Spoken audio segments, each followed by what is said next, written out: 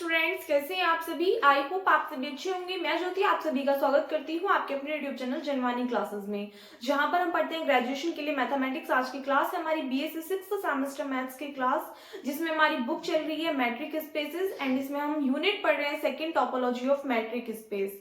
तो last time पे हमने जो टॉपिक स्टार्ट किया था वो था क्लोज सेट। इस वाली यूनिट के अंदर हम ऑलरेडी कुछ टॉपिक्स पढ़ चुके हैं, जिसमें कि ओपन स्फीयर आपको पता चल गया क्या होता है, क्लोज स्फीयर की डेफिनेशन मैं आपको करा चुकी। उसके बाद ओपन सेट पे बेस्ड जितने भी क्वेश्चंस थे और ओपन सेट की जो डेफिनेशन थी यानी कि उस पे बेस्ड थ्योरम्स और उसकी डेफिनेशन वो हमारी कंप्लीट हो चुकी। नेक्स्ट हमने इक्विवेलेंट मैट्रिसेस पढ़ा था इसमें, और उसके बाद में हमने स्टार्ट किया था क्लोज सेट। तो क्लोज सेट होता है क्या है प्लस उसकी डेफिनेशन और उस पे बेस्ड एक थ्योरम, वो मैं आपको कंप्लीट करा चुकी हूँ। आज नेक्स्ट थ्योरम करेंगे। एक बार हल्का सा रिवीजन कर लेते हैं, क्योंकि थ्योरम्स में जो यूज होगा मैंने आपको बता दी इस वाले चैप्टर में सभी चीजें क्या होती रहेंगी कनेक्टेड, इसलिए पहले ही मैंने आपको वो सभी चीजें क्लियर करा दी। सो आप में से वो स्टूडेंट्स जो कि उनको भूल चुके हैं या फिर फर्स्ट टाइम क्लास ले रहे हैं तो आपको प्रॉब्लम आएगी थोड़ी सी, इसलिए पहले उनको रिकॉल करते हैं। जिनको पता है वो भी एक बार रिवाइज कर लेंगे, उसके बाद में अपनी थ्योरम को प्रूव करेंगे। ठीक है, तो सबसे पहले अगर मैं आपको याद दिलाऊं, देखो ओपन स्फीयर की डेफिनेशन का इसमें कोई यूज नहीं है, ओपन सेट की डेफिनेशन का यूज नहीं है। बिकॉज अगर हम स्टेटमेंट देखें तो थ्योरम का स्टेटमेंट क्या कहता है कि इन अ मैट्रिक स्पेस। अब मैट्रिक स्पेस क्या होता है ये मैं आपको फर्स्ट यूनिट में जो है क्लियर करा चुकी हूँ कि यूनिट स्पेस मैट्रिक स्पेस होता क्या है। तो वो तो बार बार हम क्लियर नहीं करेंगे, क्योंकि हमें पता है कि कोई भी आप डी कोई भी एक मैट्रिक लेते हो, मैट्रिक या फिर आप उसको क्या कह सकते हो डिस्टेंस फंक्शन, यानी किन्हीं भी दो पॉइंट के बीच की डिस्टेंस निकालते हो। अगर वो चारों प्रॉपर्टीज को 4 एक्सियम्स लिखाए थे M1 M2 M3 M4, अगर वो उन सभी को क्या कर रहा है सेटिस्फाई कर रहा है, तो उस कंडीशन में जो हमारा ऑर्डर पेयर होता है x, t का, उसको हम क्या कहते हैं मैट्रिक स्पेस कहते हैं। तो मैट्रिक स्पेस में तो कोई दिक्कत नहीं है। तो आपको थ्योरम में प्रूव करना है कि मैट्रिक स्पेस में every close sphere is a close set, यानी कि प्रत्येक जो क्लोज स्फीयर होता है वो क्या होता है क्लोज सेट भी होता है। ये हमें प्रूव करना है। अब इसके लिए हमें पता क्या होना चाहिए क्लोज स्फीयर क्या होता है, प्लस हमें पता होना चाहिए कि क्लोज सेट क्या होता है। तो इन दोनों की डेफिनेशंस क्लियर होनी चाहिए। तो सबसे पहले अगर हम बात करते हैं क्लोज स्फीयर की, तो क्लोज स्फीयर हमारा क्या कहता है कि सपोज दैट x, d क्या है कोई भी एक मैट्रिक स्पेस है। ठीक है, सिर्फ डेफिनेशन बता रही हूँ रफली। x, d क्या है कोई भी एक मैट्रिक स्पेस है। हमने क्या कहा एक पॉइंट ले रहे हैं हम x, जो कि किसको बिलोंग कर रहा है यहाँ पे non empty set capital X को बिलोंग कर रहा है। ऑल्सो हमने क्या कहा कि यहाँ पर एक पॉजिटिव नंबर r ऐसा एग्जिस्ट कर रहा है जो कि 0 से क्या है बड़ा है। तो इस कंडीशन में जो ओपन स्फीयर की, और ध्यान रखना ओपन कह रही क्लोज स्फीयर की, क्लोज स्फीयर में और ओपन स्फीयर में दो चीजों का फर्क है। अगर यहाँ पे ओपन स्फीयर होता तो ब्रैकेट हम लगाते ये वाला, ठीक है, और क्लोज स्फीयर है तो क्लोज ब्रैकेट का यूज करेंगे। तो ये सेट होता है किसका कि आपका यहाँ पे कोई भी एक पॉइंट होगा जो कि आप लेट कर सकते हो, y कुछ भी लेट कर सकते हो, और ये किसको बिलोंग करेगा कैपिटल X को बिलोंग करेगा। सच दैट अगर हम डिस्टेंस निकाले x और y पॉइंट के बीच की, तो इन दोनों पॉइंट के बीच की जो डिस्टेंस है वो या तो लेस देन आएगी या इक्वल्स टू आएगी किसके r के। ये हमारी डेफिनेशन होती है किसकी क्लोज स्फीयर की।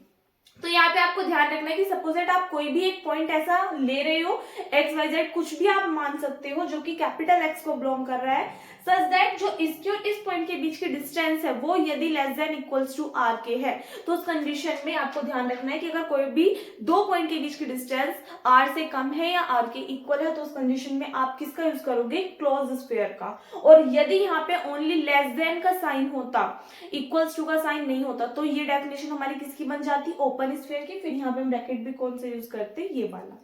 ये तो किसकी हो गई हमारी क्लोज स्फीयर की डेफिनेशन। इसके बाद में आता है क्लोज सेट। क्लोज सेट क्या होता है कि मैंने आपको बताया था x, d आपका कोई भी मैट्रिक स्पेस है। तो यहाँ पे जो नॉन एम्प्टी सेट है हमारे पास में x, हम इसका क्या लेते हैं एक सबसेट लेते हैं। तो सपोज दैट हमने क्या कहा a सबसेट है किसका x का, तो उस कंडीशन में a को, इस a को हम क्लोज्ड कहेंगे कब, यदि इस a का जो कॉम्प्लीमेंट है, a का कॉम्प्लीमेंट यदि ओपन हो, तो उस कंडीशन में a को हम क्या बोलते हैं क्लोज्ड बोलते हैं। अब दी कॉम्प्लीमेंट क्या बताया था हम तो भूल गए हैं। तो कॉम्प्लीमेंट क्या था कि अगर आप कंप्लीट सेट में से माइनस कर दो इस a को, तो आपके पास में जो भी बचेगा वो क्या कहलाएगा a का कॉम्प्लीमेंट कहलाएगा। एग्जाम्पल देकर भी दे करके भी मैंने आपको बताया था लास्ट लेक्चर में, एक बार देख लेना, क्लियर हो जाएगा। तो क्या होगा कि आपका कोई भी एक नॉन एम्प्टी सेट है X, आप उसका एक सबसेट लोगे A, तो A हमारा क्लोज्ड होगा कब, यदि A का कॉम्प्लीमेंट, यदि X में से माइनस कर दोगे तो ये क्या कहलाएगा, A का कॉम्प्लीमेंट कहलाएगा। यदि ये ओपन है तो A हमारा क्लोज्ड होगा। ये हमारी क्लोज सेट की क्या कहती है, डेफिनेशन कहती है। ठीक है, अब चलते हैं अपनी थ्योरम के ऊपर। थ्योरम में हमसे क्या कहा है और हमें क्या एक्चुअल में प्रूव करना है। हमें दिखाना है कि प्रत्येक जो क्लोज स्फीयर होता है वो क्या होता है, क्लोज्ड सेट भी होता है। अब क्लोज सेट के लिए समझ में आ गया आपको क्या दिखाना है, कि अगर हमें ओपन स्फीयर को, हमने कहा है कि ओपन स्फीयर क्लोज सेट भी होता है, क्लोज सेट भी होता है, इसका मतलब क्या है कि जो हमारा ओपन स्फीयर है अगर वो सबसेट है किसी भी नॉन एम्प्टी सेट X का, तो उस कंडीशन में ओपन स्फीयर का जो कॉम्प्लीमेंट होगा, यदि ओपन स्फीयर क्लोज स्फीयर का जो कॉम्प्लीमेंट होगा, यदि वो कैसा होगा, ओपन होगा, तो उस कंडीशन में हम ओपन स्फीयर को क्या कहेंगे, क्लोज्ड कहेंगे। अभी मैंने आपको बताया A को क्लोज्ड कब कहेंगे, जब A का कॉम्प्लीमेंट ओपन होगा। अब हमें दिखाना है कि जो हमारा क्लोज स्फीयर होता है वो कैसा होता है, क्लोज्ड होता है हर एक। तो हमें क्या दिखाना पड़ेगा कि एवरी क्लोज स्फीयर का जो कॉम्प्लीमेंट है वो कैसा है, ओपन है। यदि वो ओपन हो जाएगा तो उस कंडीशन में सीधी सी बात है क्लोज स्फीयर कैसा कहलाएगा, हमारा क्लोज सेट कहलाएगा। तो सबसे पहले आप लेकर के क्या चलोगे, फर्स्ट लाइन की let X, D be a metric space. मैंने आपको बताया पूरी बुक में आप जो भी थ्योरम प्रूफ करोगे उसमें फर्स्ट लाइन आपको क्या लिखनी है कि let X, D be a metric space. यहाँ पर आप लेट करोगे कोई भी एक क्लोज स्फीयर, तो सबसे पहले क्लोज स्फीयर की डेफिनेशन अप्लाई करनी पड़ेगी। तो यहाँ पे आप लिखोगे कि लेट, हमने माना X कोई भी पॉइंट है जो कि किसको बिलोंग कर रहा है, कैपिटल X को, एंड हमने कहा R कोई भी रेडियस है, पॉजिटिव नंबर है जो कि ग्रेटर देन है 0 से। So then close sphere is, close sphere की डेफिनेशन लगाइए। क्लोज स्फीयर की डेफिनेशन क्या कहती है, अभी लिखाइए आपको कि एस एक्स कोमा आर किसके इक्वल होगा, कोई भी पॉइंट y ऐसा एग्जिस्ट करेगा जो कि x को बिलोंग करेगा, सच दैट अगर हम डिस्टेंस निकालेंगे x और y पॉइंट के बीच की तो वो लेस देन इक्वल्स टू होगी किससे, r से। ये हमारे पास में डेफिनेशन आ गई किसकी, क्लोज स्फीयर की। अब हमें क्या लेट करना है, एक पॉइंट लेट कीजिए। सपोज दैट हमने कहा कि लेट, ये हमारे पास में क्लोज स्फीयर है S X comma R B आ, यहाँ पे लिखना, so S X comma R B आ क्लोज्ड स्फीयर, ये हमारे पास में है। हमें प्रूफ क्या करना है, टू प्रूफ दैट, क्या प्रूफ करना है हमें कि क्लोज स्फीयर का जो कॉम्प्लीमेंट है वो क्या होगा, ओपन होगा। हमें प्रूफ करना है कि if S X comma are,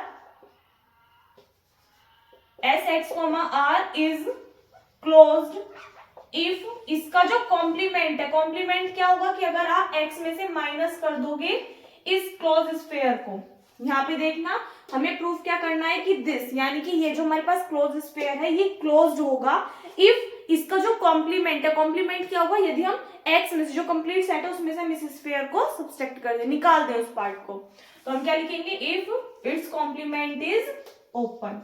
ये चीज हमें क्या करनी है, यहाँ पे प्रूफ करके दिखानी है। ठीक है, सो देन हम लेकर के क्या चलेंगे, एक पॉइंट मान लीजिए किसका, इसका कॉम्प्लीमेंट का। हमने कहा कि सपोज दैट ए कोई भी पॉइंट है जो कि किसको बिलोंग कर रहा है, इसके कॉम्प्लीमेंट को बिलोंग कर रहा है, यानी कि एस एक्स माइनस के एस एक्स कोमा आर को। अब एक बात बताई, कल मैंने आपको एक बात बताई थी कि सपोज दैट कोई एलिमेंट कॉम्प्लीमेंट के अंदर है तो क्या वो सेट के अंदर होगा, नहीं होगा। फॉर एग्जाम्पल एक बार दोबारा से रिकॉल करा दे रही हूँ, मैंने कहा कि x कोई भी सेट है जिसके अंदर एलिमेंट्स एग्जिस्ट कर रहे हैं 1 2 3 4 समथिंग, ठीक है, ये हमने मान लिया। फिर हमने कहा हम इसका कोई भी सबसेट ले रहे हैं a, तो सपोज दैट a जो हमने सबसेट लिया उसके अंदर एलिमेंट कौन कौन से हैं, 1 और 2। मैंने कहा इस a का कॉम्प्लीमेंट निकालो, तो इस a का कॉम्प्लीमेंट क्या होगा, x में से अगर हम माइनस कर देंगे a, यानी कि जो हमारे पास x सेट है उसमें से a सेट के एलिमेंट्स को हटा दो, तो आपके पास में क्या बचेगा, देखो 1 इसमें तो रहने दो, 2 इसमें रहने दो, क्या बचा x के अंदर 3 और 4। तो अब एक बात बताइए, ये जो a का कॉम्प्लीमेंट निकला इसके अंदर 3 4 है, क्या ये a के अंदर एग्जिस्ट कर रहे हैं, नहीं कर रहे ना, तो इसका सीधा सा मतलब क्या है कि जो एलिमेंट ए डैश को यानी कि ए के कॉम्प्लीमेंट को बिलोंग कर रहा है वो एलिमेंट ए को बिलोंग नहीं कर रहा, और जो एलिमेंट ए को बिलोंग कर रहा है वो उसके कॉम्प्लीमेंट को बिलोंग नहीं कर रहा। तो यहाँ पे क्लियर सी बात निकल करके क्या आती है कि यदि ए कोई ऐसा एलिमेंट है जो कि इसको बिलोंग कर रहा है, यहाँ पे लिख सकते हो A belongs to this B an arbitrary point, यानी कि इसकी वैल्यू कुछ भी हो सकती है, बी एन आर्बिट्रेरी पॉइंट। तो यदि ए इसको बिलोंग कर रहा है, सो यहाँ पे लेट लिखना, let A belongs to this, then इस कंडीशन में होगा क्या, ए बिलोंग नहीं करेगा किसको, एस एक्स कोमा आर को। क्लियर सी बात है, यदि ये इसको बिलोंग नहीं करेगा तो इसके कॉम्प्लीमेंट को बिलोंग करा, तो कॉम्प्लीमेंट को बिलोंग करा तो इसको बिलोंग नहीं करेगा। लेकिन अगर हम अकॉर्डिंग टू डेफिनेशन देखें किसकी, क्लोज स्फीयर की, तो हमने क्या कहा कि कोई भी पॉइंट y जो है वो इस क्लोज स्फीयर को बिलोंग करेगा, तो उस कंडीशन में होगा क्या कि किन्हीं भी दो पॉइंट के बीच की डिस्टेंस लेस देन होगी या इज इक्वल्स टू होगी किसके, आर के। लेकिन अब कंडीशन क्या बन रही है कि ये तो बिलोंग ही नहीं कर रहा, कोई अनदर एलिमेंट लिया हमने एक्स से अलग ए, ये तो बिलोंग नहीं कर रहा, तो बिलोंग नहीं कर रहा तो क्या हो जाएगी उल्टी कंडीशन, यानी कि इन दोनों पॉइंट के बीच की डिस्टेंस एक्स की और ए के, ध्यान रखना वहां पे हमने वाई लाइट किया लेकिन यहाँ पे हम ए लाइट करके चले, तो एक्स और ए पॉइंट के बीच की जो डिस्टेंस होगी वो क्या हो जाएगी, ग्रेटर देन हो जाएगी किससे, आर से। क्यों, क्योंकि ये बिलोंग नहीं कर, अगर बिलोंग करता तो लेस देन इक्वल्स टू होती। समझ में आ रही बात, तो यहाँ पे आप क्या लिखोगे, सो अगर ए बिलोंग नहीं करेगा इसको, तो अगर हम डिस्टेंस निकालेंगे किसकी, एक्स और ए पॉइंट के बीच की, तो ये क्या होगी, ग्रेटर देन होगी किससे, आर से। ये हमने किससे लिखा, बाय डेफिनेशन, जो हमारे पास में डेफिनेशन है क्लोज स्फीयर की उसका यूज करके। आर को इधर लेकर के आइए या फिर दोनों साइड माइनस कर दीजिए आर, तो आपके पास में क्या आएगा, D X comma A minus R is greater than 0, ये कंडीशन आ जाएगी। यहाँ पे आप इसको कुछ भी ऐड कर सकते हो, सपोज इट हमने माना कि D X comma A minus R, इसको हमने मान लिया R1, सो देन क्लियरली हम क्या कह सकते हैं कि ये अगर कंप्लीट किसकी इक्वल है, R1 की इक्वल है, तो हम क्या कहेंगे, R1 इज ग्रेटर देन 0। ठीक है, एक बार पहले यहां तक नोट कीजिए फिर आगे कराती हूँ इसको। अब आपको क्लियर दिखाई दे गया होगा और आपने यहाँ तक का स्क्रीनशॉट ले लिया होगा, यहाँ से आगे देखिएगा, यहाँ से आगे सॉल्व करेंगे। एक बात बताइए, हमें एक्चुअल में प्रूफ क्या करना है कि ये क्लोज्ड होगा कब, यदि इसका कॉम्प्लीमेंट ओपन होगा, कॉम्प्लीमेंट ओपन होगा, ये चीज हमें क्या करनी है, शो करनी है। तो शो कैसे कर सकते हैं, जब ये जो मतलब कॉम्प्लीमेंट है ये क्या कर रहा हो, किसी भी ओपन सेट को या ओपन स्फीयर को कंटेन कर रहा हो, यानी कोई भी ओपन स्फीयर या ओपन सेट इसका सबसेट हो, तभी तो हम कह सकते हैं कि कॉम्प्लीमेंट ओपन है, ऐसे कैसे कह देंगे। तो इसके लिए हमें क्या चाहिए कि कोई भी ओपन स्फीयर हमें क्या करना पड़ेगा, लेट करना पड़ेगा। अब उसके लिए हमें एक सेंटर पॉइंट भी चाहिए और रेडियस भी चाहिए। तो यहाँ पे देखो जो हमारे पास में क्लोज स्फीयर है उसके लिए सेंटर है एक्स, रेडियस है आर, तो हमने नेक्स्ट पॉइंट जो लेट किया वो क्या लेट किया हुआ है, ए। ऑल्सो जो हम रेडियस निकाल करके लाई है वो हमने कहा कि ये जो है क्या कितनी आ रही है, R1 आ रही है, अगर हम इस ए पॉइंट के लिए देखते हैं तो इस ए और R1 को लेकर के हम एक क्या लेट करेंगे, ओपन स्फीयर। तो हमने माना कि late S A comma R1 क्या है, कोई भी एक ओपन स्फीयर है where A is the centre of the sphere and R1 is the radius of the sphere. तो ये सबसेट होगा किसका, इसके कॉम्प्लीमेंट का। ये चीज हमें क्या करनी है, क्लेम करनी है, यानी कि एक्चुअल में ये चीज हमें प्रूव करके दिखानी है कि S A comma R1 is the subset of X minus के एस एक्स कोमा आर, कि कोई भी ओपन स्फीयर सबसेट होगा इसका, तभी हम क्या कहेंगे, इसको ओपन कहेंगे। तो इसके लिए हम लेकर के क्या चलेंगे कि लेट कोई भी एक पॉइंट है, सपोज दैट हमने माना P, जो कि किसको बिलोंग कर रहा है, open sphere S A comma R1 को बिलोंग कर रहा है। ठीक है, कोई भी पॉइंट हमने P माना जो कि इसको बिलोंग कर रहा है। अब ओपन स्फीयर की डेफिनेशन क्या कहती है, इसी में ही बता रही हूं मैं। ओपन स्फीयर की डेफिनेशन क्या कहती है, यहाँ पे तो ब्रैकेट चेंज हो रही है कि y कोई भी पॉइंट अगर ऐसा आप लेट करते हो जो कि बिलोंग करता है कैपिटल एक्स को, सच दैट अगर आप डिस्टेंस निकालते हो इन दोनों पॉइंट के बीच की, वो लेस देन होगी किससे, आर से, लेस देन होगी किससे, आर से। ये हमारी कंडीशन कहती है।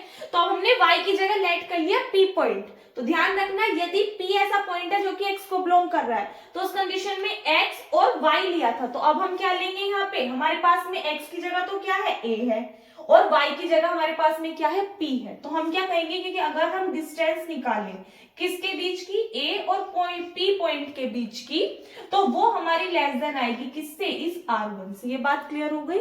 हमने यहाँ पे कहा था कि y कोई भी पॉइंट है जो कि x को बिलोंग कर रहा है, तो यहाँ पे हमने माना, यानी कि अगर मैं आपको साइड में ही दिखा दूं, कंफ्यूजन क्रिएट ना हो, कि ये हमारे पास में कोई भी सपोज दैट ओपन स्फीयर है, तो इसके लिए कंडीशन क्या होगी कि कोई भी एक पॉइंट ऐसा होगा P जो कि X को बिलोंग करेगा, सच दैट अगर आप डिस्टेंस निकालोगे X और P पॉइंट के बीच की तो वो लेस देन आएगी किससे, इस रेडियस R1 से। ये हमारी ओपन सेट की डेफिनेशन कहती है। इसको यहाँ पर ही मत लिख देना, लिखना चाहो तो यहाँ पर आप इसको ऐड कर सकते हो। क्लियर है बात? अब ये कंडीशन आ गई। अब यहाँ पे बताइए R1 की जो वैल्यू है वो हमने ये निकाली है, तो यहाँ पे R1 की वैल्यू पुट कीजिए। तो D A comma P is less than, R1 के प्लेस पे क्या आ जाएगा, D X comma A minus are.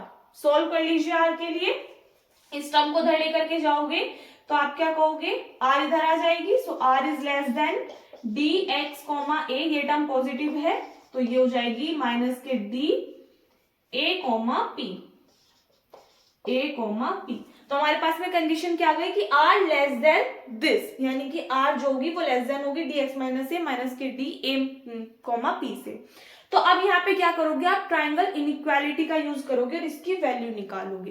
Triangle inequality कहाँ पढ़ी है हमने, मैट्रिक्स पे, जो हमारा फर्स्ट चैप्टर या फर्स्ट यूनिट कह सकते हो आप, उसमें पढ़ाई थी मैंने आपको, 4th एक्सियम था ये। तो क्या लिखोगे, बाय ट्राइंगल इनइक्वालिटी प्रूफ करेंगे आगे। एक बार पहले यहां तक का स्क्रीनशॉट आपने ले लिया था तो इसको मैं रख कर रही हूं।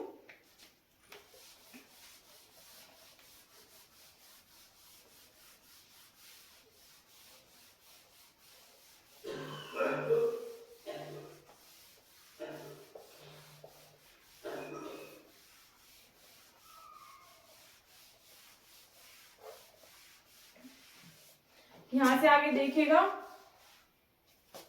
बाय ट्रायंगल इनइक्वालिटी का यूज करेंगे तो किसके लिए, पॉइंट के लिए, हमें एक्चुअल में वैल्यू किसकी चाहिए, इस कंप्लीट की। तो किसके लिए निकालेंगे, जो हमारी पॉजिटिव टर्म यानी कि डी एक्स कॉमा ए, इसके लिए ट्रायंगल इनइक्वालिटी का यूज कीजिए। सो डी एक्स कॉमा ए क्या होता है, ये लेस देन इक्वल्स टू, कैसे बताया था निकालना, कि अगर हम कोई भी दो पॉइंट ले रहे हैं, सपोज दैट एक हमने पॉइंट लिया एक्स और एक कोई भी पॉइंट लिया क्या, ए, तो इन दोनों के बीच में हम एक और पॉइंट लेट करेंगे। अब हमें क्या चाहिए, एक पॉइंट पी चाहिए, तो हमने कहा एक पॉइंट हम पी ऐसा लेट करेंगे कि अगर हम डिस्टेंस निकालें किस किस पॉइंट के बीच की, एक्स और पी पॉइंट के बीच की, और यदि हम डिस्टेंस निकालें किस पॉइंट के बीच की, पी और ए पॉइंट के बीच की, तो इन दोनों का सम या तो ग्रेटर देन आएगा या इससे इक्वल आएगा। ये हमारे पास में ट्रायंगल इनइक्वालिटी होती है। क्लियर है? हमें क्या चाहिए, this term minus this term, इसको हम एपी करके लिख सकते हैं, कोई इफेक्ट नहीं पड़ेगा। So implies that D X comma A इधर आ जाएगी माइनस के डी ए कोमा पी की फॉर्म में लिख सकते हो। This is less than equals to D X comma P. ठीक है, अब यहाँ पर हमारे पास में इसकी वैल्यू क्या आई है, ये, तो इस वैल्यू को आप कहाँ पुट कर दोगे, इसके प्लेस पे पुट कर दोगे। तो इसको चाहे तो लेट कर लेना इक्वेशन फर्स्ट, तो आप क्या लिखोगे, from equation first we have, क्या कंडीशन आएगी आपके पास में कि r इज लेस देन, इसके प्लेस पे क्या पुट कर दोगे आप, डी एक्स कोमा पी। अब यहाँ पे देखो साइन किसका आया है, लेस देन का, लेस देन का साइन आ रहा है, इसका मतलब समझ रहे हो ये रेडियस है, और यहाँ पे क्या है, ये किन्हीं भी दो पॉइंट के बीच की डिस्टेंस को शो कर रहा है।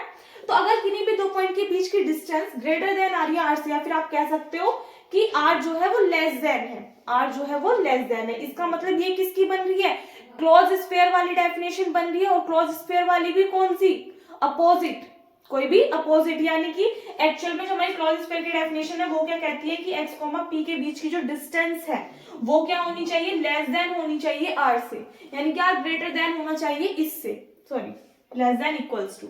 लेकिन अगर हमने जो भी पॉइंट लेट किया है, अगर वो पॉइंट क्या ना कर रहा हो, बिलोंग ना कर रहा हो उस सेट को, तो उस कंडीशन में क्या होगा, उस कंडीशन में वो हमारा क्या बन जाएगा, उसका कॉम्प्लीमेंट बन जाएगा। यही तो बताया था।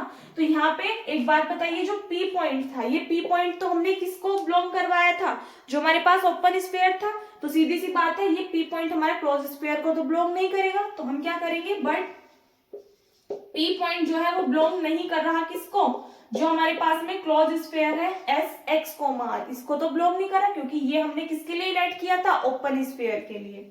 तो अगर ये इसको बिलोंग नहीं कर रहा तो किसको बिलोंग करेगा भाई, अगर पी पॉइंट इसको बिलोंग नहीं कर रहा तो इसके कॉम्प्लीमेंट को बिलोंग करेगा। सो हम कहेंगे पी पॉइंट बिलोंग करेगा किसको, इसके कॉम्प्लीमेंट को। कॉम्प्लीमेंट क्या होगा इसका, एक्स माइनस के एस एक्स कोमा आर, इसको बिलोंग करेगा। तो एक बात बताइए, पी पॉइंट ऐसा है जो कि ओपन स्फीयर को भी बिलोंग कर रहा है, पी पॉइंट ऐसा है जो कि इसके कॉम्प्लीमेंट को भी बिलोंग कर रहा है, तो इसका मतलब क्या आ गया कि ये जो है सबसेट होगा इसके कॉम्प्लीमेंट का। अगर हम इसको ए इक्वेशन लेट कर ले और इसको बी इक्वेशन लेट कर ले तो हम क्या देख रहे हैं कि पी एक ऐसा पॉइंट है जो कि ओपन स्फीयर को भी बिलोंग कर रहा है और जो हमारे पास में क्लोज स्फीयर है उसके कॉम्प्लीमेंट को भी बिलोंग कर रहा है। तो from equation A and B, from equation A and B हम क्या कह सकते हैं कि S A comma R one जो है वो सबसेट होगा किसका, इसके कॉम्प्लीमेंट का, यानी कि x माइनस के एस एक्स कॉमा आर का। तो एक बात बताइए, जब ये हमारा ओपन स्फीयर है, ये यहाँ पे कॉमा है, यदि ये ओपन स्फीयर है और ये क्या है क्लोज स्फीयर का कॉम्प्लीमेंट, तो अगर ये कंटेन कर रहा है इसको और ये ओपन है तो सीधी सी बात है ये भी क्या हो जाएगा, ओपन हो जाएगा। तो आप क्या लिखोगे कि हैंस कॉम्प्लीमेंट यानी कि x माइनस के S X comma R is open. So इसका मतलब क्या है कि अगर ये ओपन है तो हम क्या कहेंगे कि S X comma R is closed. So next line में आप लिखोगे hence every closed sphere is a closed set. Clear हो गई बात? आई होप आपको थ्योरम अच्छे से समझ में आ गई होगी। स्क्रीनशॉट ले लीजिए एक बार पहले इसका। तो देखिएगा एक एक चीज आपको बता दी है, बाकी अगर कोई भी आपको डाउट रह जाता है तो आप कमेंट सेक्शन में पूछ सकते हैं। सो वीडियो अच्छी लगी है तो प्लीज वीडियो को लाइक कर देना, अपने फ्रेंड्स के साथ में शेयर कर देना। अगर आप चैनल पर नहीं हो या फिर अब तक आपने चैनल को सब्सक्राइब नहीं किया है तो प्लीज चैनल को सब्सक्राइब करके साथ में नोटिफिकेशन बेल को भी ऑन कर दीजिएगा ताकि आने वाली वीडियोस के नोटिफिकेशंस आपको मिलते रहें। और कल को हमारा जो ये वाला टॉपिक है क्लोज सेट का ये कंप्लीट हो जाएगा, फिर उसके बाद में हम इसमें ड्राइव्ड सेट स्टार्ट करेंगे। सो मिलते हैं नेक्स्ट वीडियो में। Thanks for watching.